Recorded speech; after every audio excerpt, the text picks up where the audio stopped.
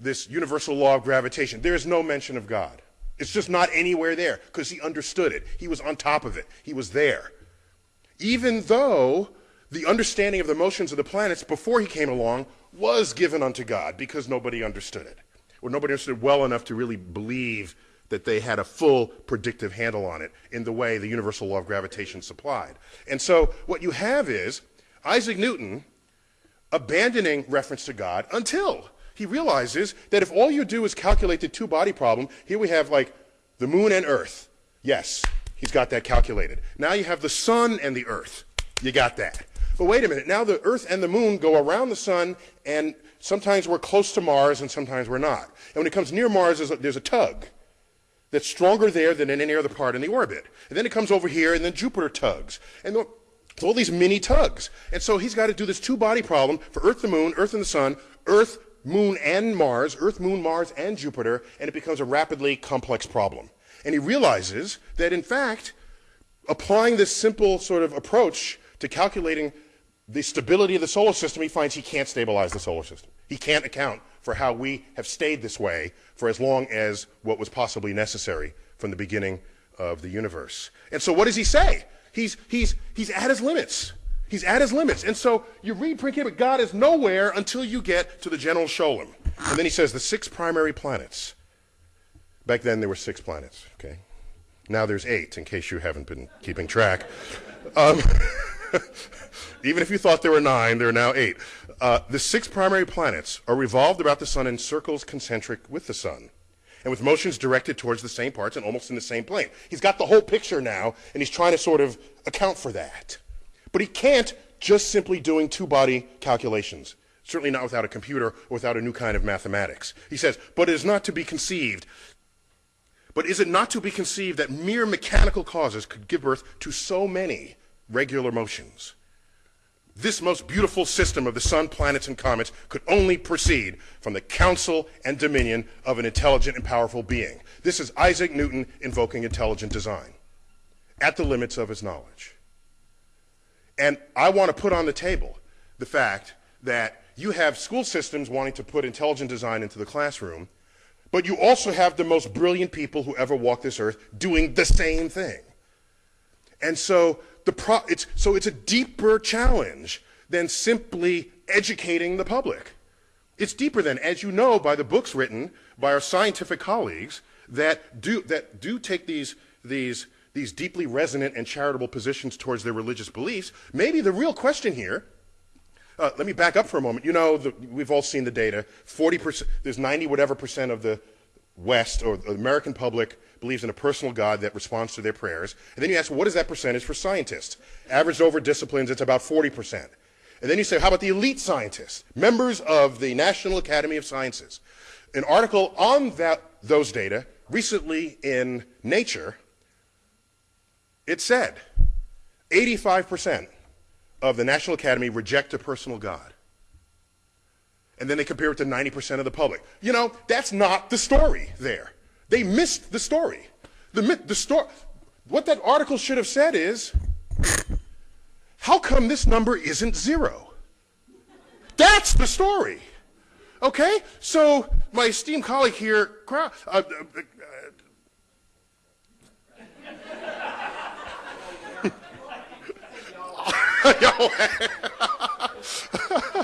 Professor Krauss here says all we have to do is make a scientifically literate public. Well, when you do, how can they do better than the scientists themselves in their percentages of who is religious and who isn't? That's kind of unrealistic, I think. So there's something else going on that nobody seems to be talking about. That as you become more scientific, yes, the religiosity drops off, but it asymptotes. It asymptotes not at 0. It asymptotes at some other level, so they should be the subject of everybody's investigation, not the public. I'm telling you. So it's not 85% reject, it's that 15% of the most brilliant minds the nation has accepts it. And that's something that we can't just sweep under the rug. Otherwise, we're being disingenuous to the efforts here. And I know I'm standing between you and lunch here, so let me try to go quickly. If you don't think, I think Newton is one of the most brilliant, like the most brilliant ever to sort of walk the earth. And I'm not alone in feeling this. This is his statue in Trinity Church in Cambridge, and he's through the open doorway there. And so you get close to the statue. He's without his curls here. I was deeply upset by that. I thought he was like really trendy with his long hair. But apparently that was probably just a wig at all times. You look at the base of the statue, loosely translated, of the genus of all who have ever been human, there is no greater intellect than this man. And so I'm not alone in this sentiment. And this man wrote those words. So, but let's move on, because there's more to talk about here. We don't have to stop at Newton. Let's go to Christian Huygens, all right? Brilliant scientist. I mean, he was great at chemistry, biology, physics, math, Dutch scientist. And he died the year that this work was published, one of my favorite works of science writing, and it's Cosmotheros, which is an exploration on the likelihood of there being life on the known planets, using the available knowledge of the day. So, for example, they knew that, by the way, Huygens was the first to identify Saturn's ring as a ring. If I got that right, Carolyn, is that correct? Oh, no, I thought he was the first to calculate that it would be a ring. He was then Huygens would be the first to observe it. Okay. We have Madam Saturn here in the room, in case you don't know. Okay.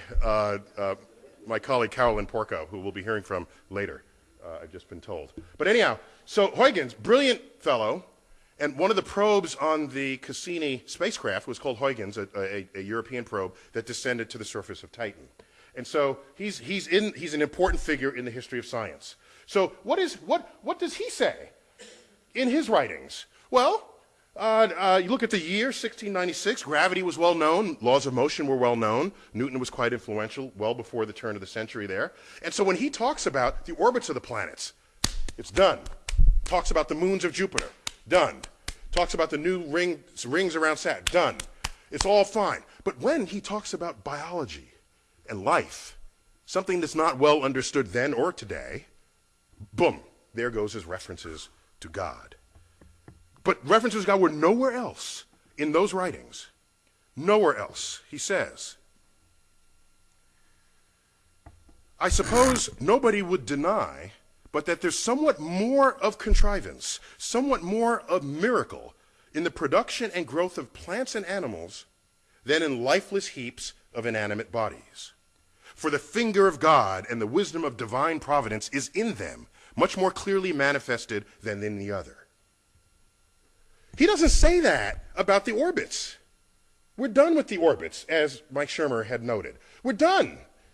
He's in a place where nobody really has the answer. So he invokes, this is intelligent design once again. Pure out, flat and simple. So, you know this story. I have to tell it because it's just great. All right? So Laplace, Pierre Simon de Laplace, at the end of the 18th century, wrote a 5-volume tome on celestial mechanics. A brilliant piece of work. It's there. It weighs a lot on the shelf. And what it does is it takes Newton's laws of gravity and brings them into a full expression with the hammer of calculus. Okay? He brings all the armament of mathematics to bear on the laws of physics that were put forth by Isaac Newton. Isaac Newton only touched on them. They were not fully developed. And in this work, he demonstrates, he further develops something that had been percolating in the mathematical community, but he develops, and one might even say perfects, a branch of math we would call perturbation theory, where instead of pulling your hair out saying, well, how do you calculate this pair of forces and this pair, and all the equations go to hell, in perturbation theory, it allows you to systematically and reliably calculate the effect of a small tug in the presence, a series of small tugs in the presence of singular big tugs. And that's kind of what's going on in most of the solar system.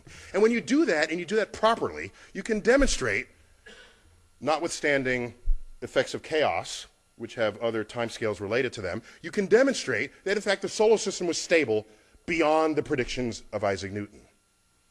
So, he figures this out, does not invoke God, because he figured it out. And in a story that may be apocryphal, but I see more in support of it than against it,